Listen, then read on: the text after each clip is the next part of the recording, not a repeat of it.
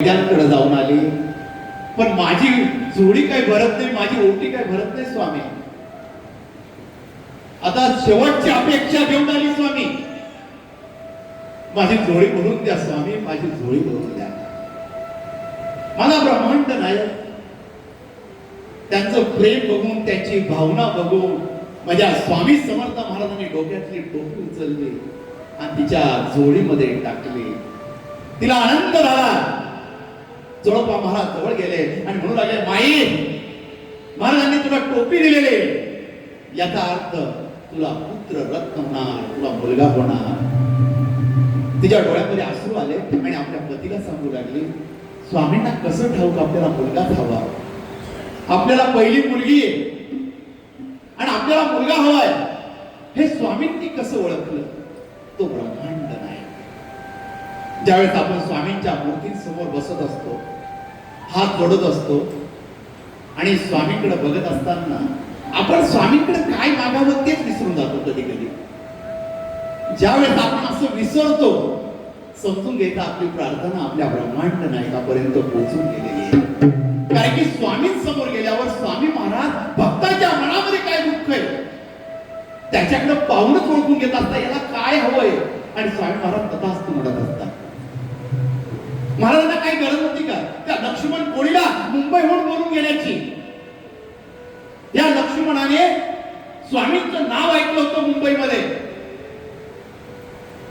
हा मासे मारणारा, समुद्राच्या किनारी जाणारा, स्वामींचं नाव ऐकलं, अक्कलकोटला गेलं पाहिजे. मला गर्भताचा व्यापार करायचा आहे, मला व्यापार मोठा झाला पाहिजे.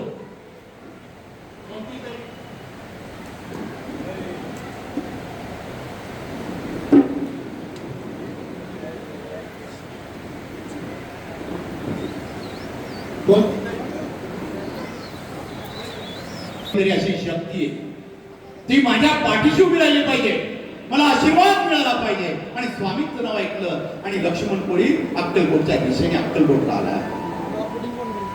अक्कलकोटला आला. अक्कलकोटचं सुंदर वातावरण होतं.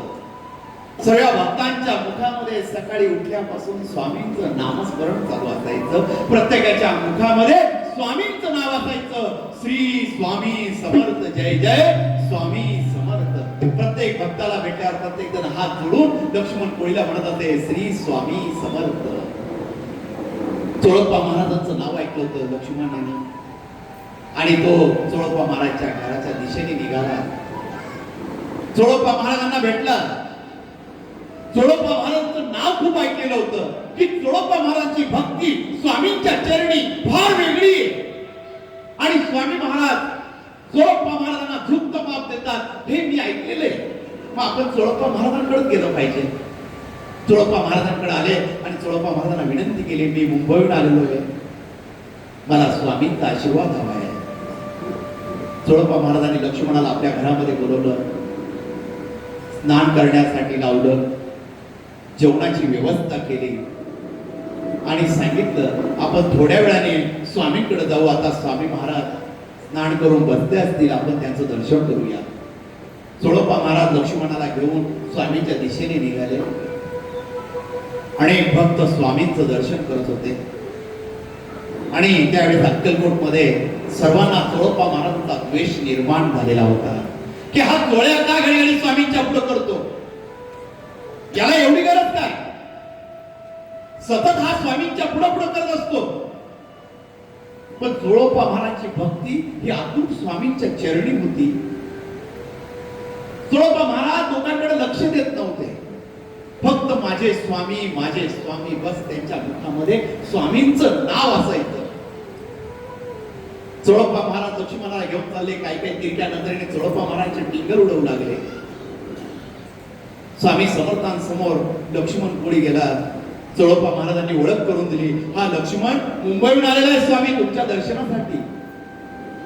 महाराजांनी मंद हास्य केलं आणि म्हणू लागले, अरे लक्ष्मणा, जन्मदाचा वापर करायचा आहे तुला, आलास आमच्या दर्शनाला आला, आता सेवा करणार आणि मेवा करणार, आम्ही तुझी इच्छा पूर्ण करणार. लक्ष्मणाला ज्यावेळेस हे शब्द स्वामी महाराज बोलू लागले, लक्ष्मणाच्या अंगाचं कापड फुटलं. जे माझ्या मनामध्ये विचार चालू आहे ते माझ्या ब्रह्मांड नायकाच्या मनामध्ये विचार चालू आहे. आणि लक्ष्मणाने स्वामींना हात जोडले. हो स्वामी महाराज, मला गलबत्याचा व्यापार करायचा आहे. आता गलबत्याचा व्यापार म्हणजे काय? जे मासे पकडणं, त्याच्यासाठी एक जहाज घ्यायचं आणि ते जहाज घेऊन समुद्रामध्ये फेरी मारायची आणि मासे गोळा करायचे. महाराजांनी आशीर्वाद दिला. लक्ष्मण कोणीला काही गोष्टी समजू लागल्या की चोळप्पा महाराजांचा द्वेष हे अक्कलकोटचे वासी काय काय धन करतात आणि माझा ब्रह्मांड नायक सर्व समजून चुकलेला होता. आणि त्यावेळेस माझ्या स्वामी समर्थ महाराजांनी मनामध्ये विचार केला, आज सर्वांना चोळप्पा महाराज या चोळ्याची भक्ती काय ही दाखवलीच पाहिजे. आता प्रत्येक ठिकाणी असतं, एखादा व्यक्ती एखाद्या गुरुची सेवा करत असतो. निंदक भरपूर असतात गावामध्ये आणि ते निंदक निंदा करतच असतात. हा काय याच्या मागे लागला, हा वेडाबुवाच्या मागे काय लागला, काय या साधूची भक्ती करतोय. पण त्याने त्याच्यामध्ये जे गुरुभक्त आणि गुरुची श्रद्धा बघितलेली असती ती फक्त त्या शिष्याला माहित असते, इतरांना माहित नसते. आणि कधी लक्षात ठेवा, आपली कोणी निंदा करत असेल तर करू द्या. निंदा केल्याने आपलं पाप कमी होत असत. एक साधू होते, भिक्षा मागत होते आणि भिक्षा मागत असताना एक राजा आला, दानवीर होता. त्याच्या पुढं या साधूने भिक्षा मागितली. या राजाने सांगितलं, काय तुला देऊ? साधूने सांगितलं, तुझ्या जे द्यायचं असेल ते दे. राजाने थट्टा केली आणि तिथं शेण पडलेलं होतं आणि त्या साधूच्या झोळीमध्ये दिलं. साधूने सांगितलं, जे दिलं ते तुला परत मिळव, तुझी बरकता वाढव. आणि साधू निघून गेले. साधू घरी आले आणि रात्र झाले, झोपी गेले. आणि सकाळी राजा उठला आणि दरबाराच्या बाहेर येतो तर पाहतोय ज्या ठिकाणी त्याने शेण उचललं होतं ते शेण वाढतच चाललेलं होतं. त्याचा डोंगर होत होता. त्यांनी शिपायांना सांगितलं, हा शेणाचा डोंगर इथून काढा. तिथून ते जसं काढत होते तसं शेण वाढतच होतं. राजाला काही समजत नव्हतं.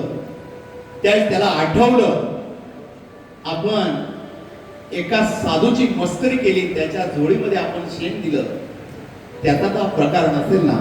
म्हणून तो राजा त्या साधूच्या शोधामध्ये आश्रमामध्ये आला आणि साधू महाराजांना नमस्कार केला.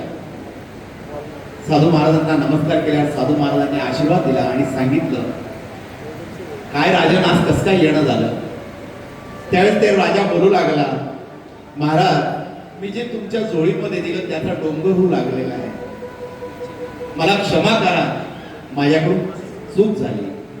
याला काहीतरी पर्याय सांगा.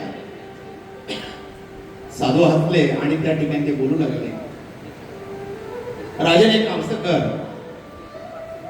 तू असं काहीतरी काम कर की लोकांनी तुला वाईट म्हटलं पाहिजे, लोकांनी तुला शिव्या दिल्या पाहिजे. राजा बोलू लागला, असं काय करू की लोक मला शिव्या देतील? तू कर, त्यावेळेस तो डोंगर नाहीसा होईल. या राजाने लोकांना त्रास देणं चालू केला आणि लोकांशी विचित्र वागू लागला. सर्व गावातील लोक राजाला शिव्या देऊ लागले, राजाची निंदा करू लागले. आणि ज्यावेळेस राजाची निंदा करू लागले तो शेणाचा डोंगर हळूहळू कमी होत चालला. जे राजाने केलेलं पाप निंदाच्या स्वरूपात त्या लोकांना मिळू लागलं आणि तो डोंगर पूर्ण नाहीसा झाला. त्यावेळेस तो राजन परत साधूकडे आला आणि विचारू लागला, महाराज, हे कसं झालं? त्यावेळेस ते साधू सांगू लागले, ज्यावेळेस तू माझ्या झोळीमध्ये दिलं त्यावेळेस मी तुला आशीर्वाद दिला, अशी तुझी बरकता वाढत राहो, तर तुझ्याकडे तो जे मला दिलं तेच तुला परत मिळेल म्हणून त्याचा डोंगर वाढला. आणि ज्यावेळेस तू लोकांची वाईट वागला, लोक तुझी निंदा करू लागले, तर निंदा करत असताना तुझं जे पाप आहे ते प्रत्येकाने निंदकेच्या स्वरूपात आपल्यावर ओढून घेतलं म्हणून तो डोंगर कमी झाला आणि तो पाप मुक्त झाला. म्हणून आपली जर कोणी निंदा करत असेल तर निंदा करू द्या, त्या निंदेमध्ये आपली आंघोळ होत असते, आपण पुण्यवान होतो. निंदकाला कधीच घाबरायचं नसतं, म्हणून निंदकाचं घर आपल्या घरात शेजारीच असलं पाहिजे. मी क्रांतीवीर महाराजांचं एक उदाहरण ऐकलं होतं. जर गावात डुक्कर नसते तर गाव स्वच्छ झालं नसतं. म्हणून निंदक एक डुक्कराप्रमाणे असतो. म्हणून जो आपली निंदा करतो त्याला निंदा ही करू दिली पाहिजे, त्याला प्रतिउत्तर हे कधीच दिलं नाही पाहिजे. हे चोळप्पा महाराजांना माहित होतं, म्हणून चोळप्पा महाराज कधीच उत्तर देत नव्हते. आणि माझ्या महाराज ब्रह्मांड नायकाने ठरवलेलं होतं की आज चोळप्पा महाराजांची सेवा काय आणि आमचा शिष्य कसा आहे हे लोकांना दाखवूनच दिलं पाहिजे. म्हणून स्वामी महाराज ज्या दरबारामध्ये बसले होते, वटवृक्षाच्या छायेमध्ये बसले होते, आपल्या खांद्यावर पितांबर स्वामी महाराजांनी टाकलं आणि स्वामी जोरात पावलं टाकत टाकत निघू लागले तिथून.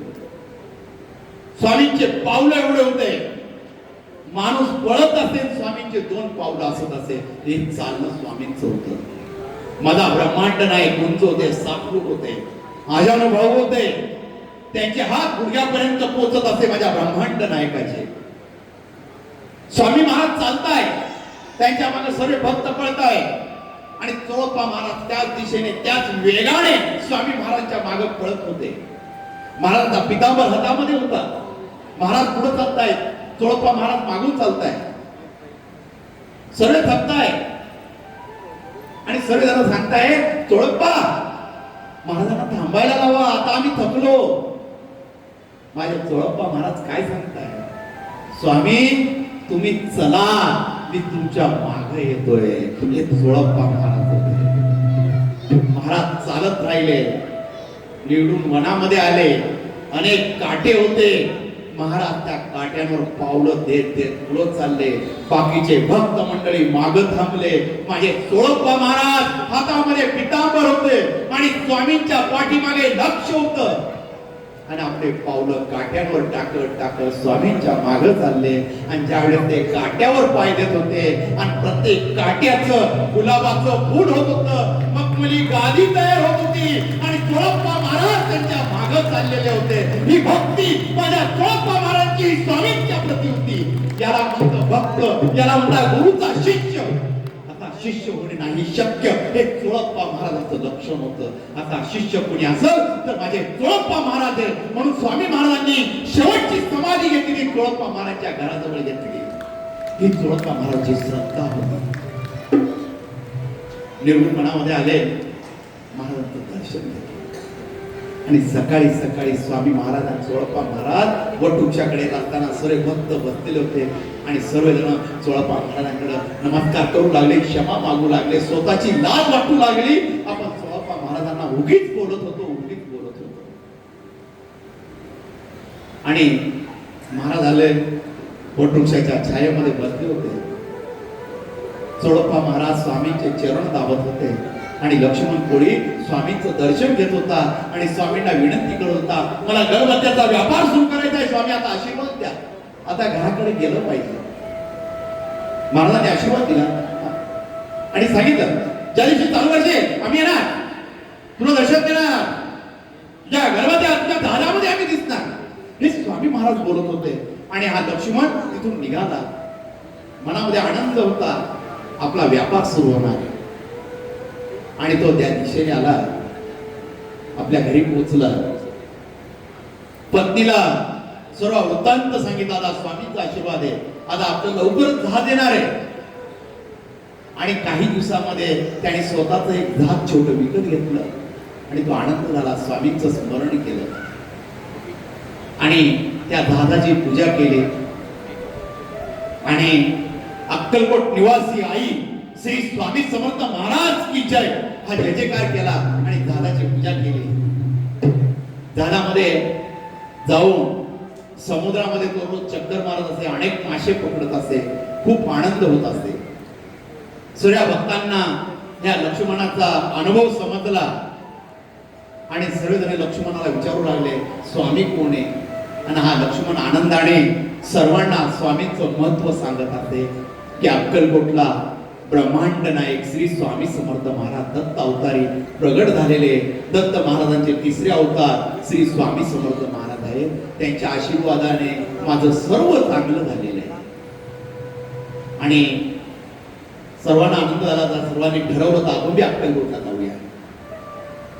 आता आपल्याकडे जशी गाडी येते तसे लक्ष्मणाकडे जहाज आलेलं होतं.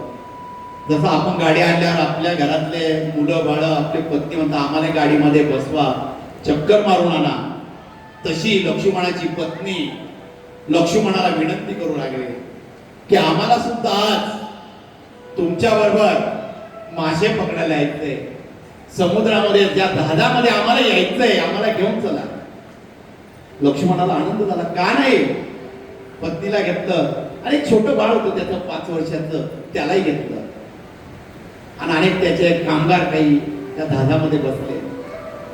आईला सांगितलं, आई पुढच्या वेळेस तुला घेऊन जाईल, घरी लक्ष द्यायला तू थांब.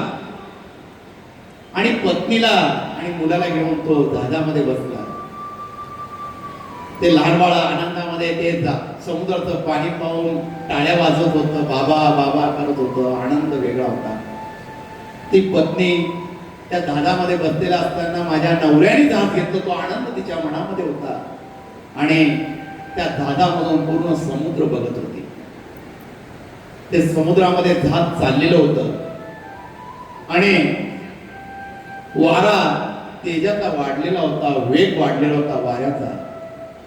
त्यावेळेस काही कामगार सांगू लागले, लक्ष्मणा आपण घराकडे आता जहाज वळवलं पाहिजे, नाही तर आपला रस्ता चुकू शकतो. जर वादळ आलं, त्या वादळामध्ये आपलं जहाज सापडलं तर आपण घरापर्यंत पोहोचू शकणार नाही. लक्ष्मणाने ऐकून ऐकल्यासारखं केलं आणि ते जहाज समुद्रामध्ये फिरवत राहिला. आणि अचानक काळोख झाला. त्या ठिकाणी वाऱ्याचा वेग वाढला, तुफान वारा सुटला, जहाज हलू लागला. लक्ष्मण कामगारांना सांगू लागला, जहाज फिरवा. जहाज सगळेजण फिरवताय, वाऱ्याचा वेग वाढतोय. त्या वाऱ्याच्या वेगामध्ये सर्वजण स्वतःला घट्ट पकडताय, कोणी कोणत्या खांबाला पकडतंय. जहाज हलतंय आणि जहाज हलत असताना लक्ष्मणाचा जीव घाबरू लागलेला आहे. मुलाला घट्ट पकडलेलं आहे लक्ष्मणाने. एका हाताने आपल्या पत्नीचा हात घट्ट पकडलेला आहे. सर्व देव आठवत आहे, मी चुकलेलो आहे, माझ्या कामगारांचं ऐकलं पाहिजे होतं.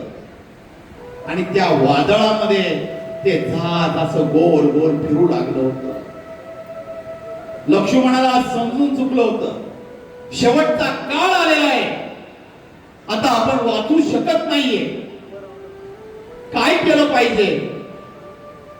आणि माझा ब्रह्मांड नायक त्यावेळेस वटवृक्षाच्या छायेमध्ये बसलेला आहे. स्वामी महाराज डोळे लाल तेजवंत झालेले, दोन्ही हात मागे टेकवलेले, शांत बसलेले. भक्तांना समजून नाही राहिलं स्वामी असे का करताय. भुजंग स्वामींना हवा घालत होता. इकडून श्रीपाद भट उभे होते, इकडून बाळप्पा महाराज उभे होते, इकडून चोळप्पा महाराज उभे होते, कृष्णाजी भट्ट उभे होते आणि सुंदराबाई महाराजांसाठी नैवेद्याचं ताट घेऊन येत होती. महाराज बोलत नाहीये, महाराज शांत काय हे कोणाला सुचत नाहीये. बाळप्पा महाराज स्वामींपुढे गेले आणि स्वामींना विनंती करताय, महाराज काय झालं. बाळ्या आमचा लक्ष्मणा सापडला रे. काळोखा सापडला, आमच्या लक्ष्मणाकडे गेलं पाहिजे, आमच्या लक्ष्मणाला वाचवलं पाहिजे. आणि माझे ब्रह्मांड नायकाच्या डोळ्यामध्ये आसू येऊ लागला. त्या लक्ष्मणासाठी काळजी माझ्या ब्रह्मांड नायकाला लागलेली होती. बाळप्पा महाराज म्हणतात, स्वामी असं का म्हणतात. बाळ्या तुला नाही समजणार. आणि त्यावेळेस स्वामी महाराज काहीतरी कृती करत होते, पाण्यामध्ये हात टाकल्यासारखी. हे कोणाला समजत नाही. आणि ती सोनारी लेडी होती जी गावामध्ये फिरत असे, ती स्वामींजवळ येऊन बसली होती. मन्याबा येऊन बसलेला होता. कोणाची बोलायची हिंमत होत नव्हती. कारण की माझ्या ब्रह्मांड नायकाचं एक तुम्हाला स्वरूप सांगतो. स्वामी महाराजांसमोर मोठ्या आवाजात बोलायची कोणाची हिंमत नव्हती. कधीच स्वामी समोर कोणी मोठ्या आवाजात बोलू शकत नव्हतं. माझे स्वामी समर्थ महाराज एवढे कडक होते, तेवढे दयाळू बी होते. स्वामी महाराज रागात असल्यावर ब्रह्मांड असताना स्वामी पुढं जाण्याची हिंमत कोणामध्ये नव्हती. फक्त बाळप्पा महाराज हिंमत करून जात असे. आणि ज्या वेळेस माझ्या ब्रह्मांड नायकाचा राग अनावर होत असे आणि ज्यावेळेस माझे स्वामी समर्थ महाराज चिडलेले असायचे, डोळे लाल होते, गुंद होत असे, रागात असे, महाराजांना शांत करणं कोणात हिंमत होत नसे. त्यावेळेस हा अक्कलकोटचा मन्याबा, हा वेड्या म्हणावा, वेड्यासारखा अक्कलकोट मध्ये फिरायचा आणि सोनारी लेडी फिरत असे. हे वारंवार मी का या अध्यायात सांगतो, याचं वर्णन गुरु लीलामृत मध्ये वारंवार केलेलं आहे. सोनारी लेडी आणि मन्याबाचं, की स्वामींना शांत करण्याची हिंमत कोणामध्ये असेल तर ह्या मन्याबामध्ये आणि या सोनारी लेडीमध्ये होत असते. ज्यावेळेस माझे स्वामी समर्थ महाराज चिडले असेल, रागात असते, मन्याबाला स्वामींसमोर आणून उभं केलं असते. सोनारी लेडीला स्वामींसमोर घेऊन उभे करत असते. माझे स्वामी जरी चिडलेले असायचे, रागात असायचे, त्यावेळेस माझा मन्याबा एकच भजन म्हणायचा, ज्ञानबा तुकाराम ओळखीचं काय काम, ज्ञानबा तुकाराम ओळखीचं काय काम, ज्ञानबा तुकाराम ओळखीचं काय. आणि ज्यावेळेस मन्याबा आणि सोनारी जे भजन म्हणत असेल, आता ब्रह्मांड नाही, ब्रह्मांड हास्य निर्माण करत असेल. ती शक्ती या मन्याबामध्ये होती, स्वामींना हसवण्याची. या मन्याबाचं नाव कुठे घेतल्या जात नाही, पण गुरु लीलामृत मध्ये प्रत्येक ठिकाणी वर्णन केलेले. मन्याबा आल्याशिवाय स्वामी महाराज हसत नसे. ते ब्रह्मांड असे निर्माण करण्याची कोणामध्ये शक्ती असेल तर माझ्या मन्याबामध्ये होती, त्या सोनारी लेडीमध्ये होती. आणि त्या दिवशी सोनारी लेडी आणि मन्याबा शांत बसले होते. स्वामी रागात होते, स्वामींच्या डोळ्यामध्ये असू होते. स्वामींना सांगावं काय, स्वामींशी बोलावं काय. आणि इकडं लक्ष्मण कोळी स्वामींचा धावा करतोय आणि जे जहाज त्या भौरवामध्ये सापडलेलं आहे आणि हळू ते जहाज एका दगडाच्या ठिकाणी ठोकल्या जाते, तिथं छिद्र पडतंय आणि तिथून पाण्याचा झोत त्या जहाजामध्ये येतंय आणि पाणी भरायला सुरुवात होते. कामगार मन्याला बोलताय, लक्ष्मणाला बोलताय, अरे लक्ष्मणा, आम्ही तुला सांगितलं होतं रे, आमचे मुलं बायका पोरं आमची वाट पाहताय घरी, तुझ्यामुळे माझे बायका पोरं एकटे पडणार आहे. लक्ष्मणा, आम्हाला तू वेड्यात काढलं, तू हौशीपोटी आम्हाला मारणी घालतोस. लक्ष्मणा सांगतोय, माझ्या मनात तसं काहीच नाही रे, माझ्यामुळे हा कालिमा मला लावू नका रे. तो हात जोडतोय आणि मुलाकडे पाहतोय, पत्नी त्याच्याकडे पाहतीये. आता जो वादळ सुटलेलं आहे, त्या वादळामध्ये लक्ष्मण अडकलेला आहे. पाणी साचू राहिलं, कमरेपर्यंत आलेलं आहे. माझी आई स्वामी समर्थ अक्कलकोट निवासिनी ये ना आई, तू बोलली होती ना तुझ्या धादामध्ये येणार, आज कुठे? आई धावा करतो ना, मला एकट्याला पळून दे, पण माझ्या बायका मुलांना, ह्या कामगारांना इथून जिवंत घेऊन जा. स्वामी महाराज हात जोडतो, विनंती करतो, कळकळून स्वामींना प्रार्थना करतोय. आणि जहाजाचं पाणी वाढू राहिलं त्या ठिकाणी.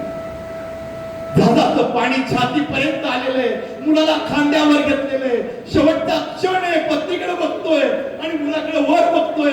बाळा, आम्ही वाचलो नाही तरी चालेल, पण तू वाचला पाहिजे रे बाळा, तू वाचला पाहिजे. पत्नी घट्ट मिठी लक्ष्मणाला मारते, शेवटची भेट आहे.